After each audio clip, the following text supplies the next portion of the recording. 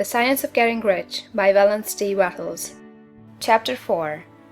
The First Principle in the Science of Getting Rich. Thought is the only power which can produce tangible riches from the formless substance. The stuff from which all things are made is a substance which thinks, and the thought of form in this substance produces the form. Original substance moves according to its thoughts.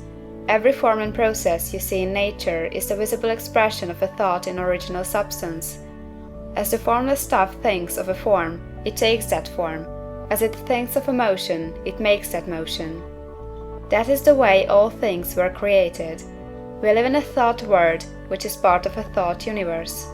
The thought of a moving universe extended throughout formless substance, and the thinking stuff moving according to that thought took the form of systems of planets and maintains that form. Thinking substance takes the form of its thought and moves according to the thought. Holding the idea of a circling system of suns and worlds, it takes the form of these bodies and moves them as it thinks.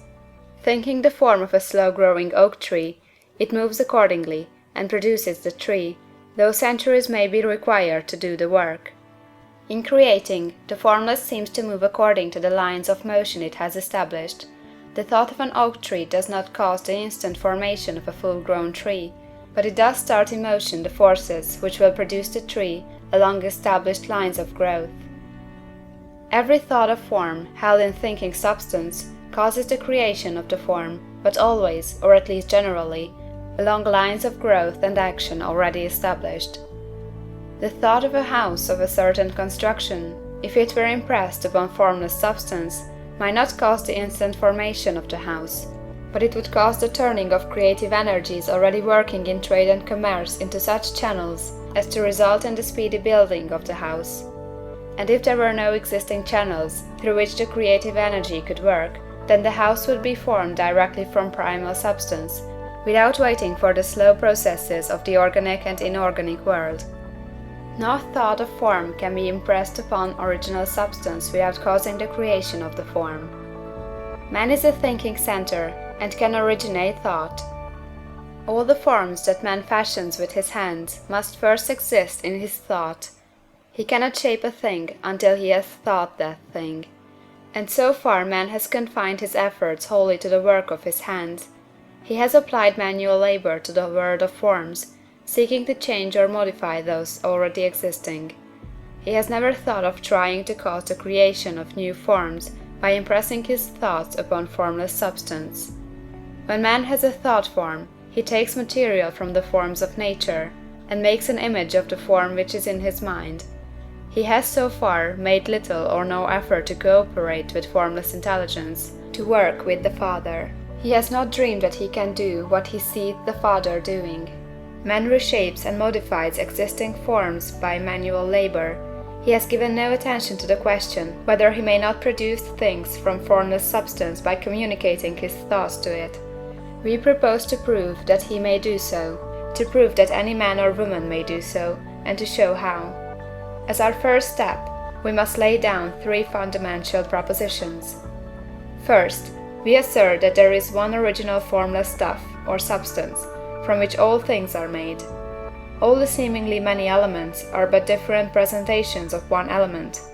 All the many forms found in organic and inorganic nature are but different shapes, made from the same stuff. And this stuff is thinking stuff. The thought held in it produces the form of the thought. Thought, in thinking substance, produces shapes. Man is a thinking center, capable of original thought. If man can communicate his thought to original thinking substance, he can cause the creation or formation of the thing he thinks about. To summarize this, there is a thinking stuff from which all things are made, and which, in its original state, permeates, penetrates, and fills the interspaces of the universe.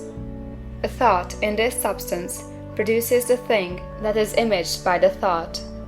Man can form things in his thought, and by impressing his thought upon formless substance, can cause the thing he thinks about to be created. It may be asked if I can prove these statements, and without going into details, I answer that I can do so, both by logic and experience. Reasoning back from the phenomena of form and thought, I come to one original thinking substance, and reasoning forward from this thinking substance, I come to man's power to cause the formation of the thing he thinks about. And by experiment, I find the reasoning true, and this is my strongest proof. If one man who reads this book gets rich by doing what it tells him to do, that is evidence in support of my claim. But if every man who does what it tells him to do gets rich, that is positive proof until someone goes through the process and fails. The theory is true until the process fails, and this process will not fail, for every man who does exactly what this book tells him to do will get rich.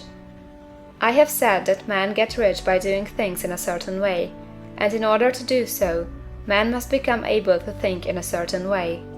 A man's way of doing things is the direct result of the way he thinks about things. To do things in a way you want to do them, you will have to acquire the ability to think the way you want to think. This is the first step toward getting rich. To think what you want to think is to think truth, regardless of appearances. Every man has the natural and inherent power to think what he wants to think, but it requires far more effort to do so than it does to think the thoughts which are suggested by appearances. To think according to appearance is easy. To think truth regardless of appearances is laborious, and requires the expenditure of more power than any other work man is called upon to perform. There is no labor from which most people shrink as they do from that of sustained and consecutive thought. It is the hardest work in the world. This is especially true when truth is contrary to appearances. Every appearance in the visible world tends to produce a corresponding form in the mind which observes it, and this can only be prevented by holding the thought of the truth. To look upon the appearance of disease will produce the form of disease in your own mind, and ultimately in your body, unless you hold the thought of the truth, which is that there is no disease, it is only an appearance, and the reality is health. To look upon the appearances of poverty will produce corresponding forms in your own mind, unless you hold to the truth that there is no poverty, there is only abundance. To think health when surrounded by the appearances of disease, or to think riches when in the midst of appearances of poverty, requires power. But he who acquires this power becomes a mastermind. He can conquer fate, he can have what he wants. This power can only be acquired by getting hold of the basic fact which is behind all appearances, and that fact is that there is one thinking substance from which and by which all things are made. Then we must grasp the truth that every thought held in this substance becomes a form, and that man can so impress his thoughts upon it as to cause them to take form and become visible things. When we realize this, we lose all doubt and fear, for we know that we can create we want to create, we can get what we want to have, and can become what we want to be. As a first step toward getting rich, you must believe the three fundamental statements given previously in this chapter, and in order to emphasize them, I repeat them here. There is a thinking stuff from which all things are made, and which, in its original state, permeates, penetrates, and fills the interspaces of the universe. The thought, in this substance, produces the thing that is imaged by the thought. Man can form things in his thought, and, by impressing his thought upon formless substance, can cause the thing he thinks about to be created. You must lay aside all other concepts of the universe than this monistic one, and you must dwell upon this until it is fixed in your mind, and has become your habitual thought. Read these creed statements over and over again, fix every word upon your memory, and meditate upon them until you firmly believe what they say. If a doubt comes to you, cast it aside as a sin. Do not listen to arguments against this idea. Do not go to churches or lectures where a contrary concept of things is taught or preached. Do not read magazines or books which teach a different idea. If you get mixed up in your faith, all your efforts will be in vain. Do not ask why these things are true, nor speculate as to how they can be true. Simply take them on trust. The science of getting rich begins with the absolute acceptance of this faith. End of chapter 4.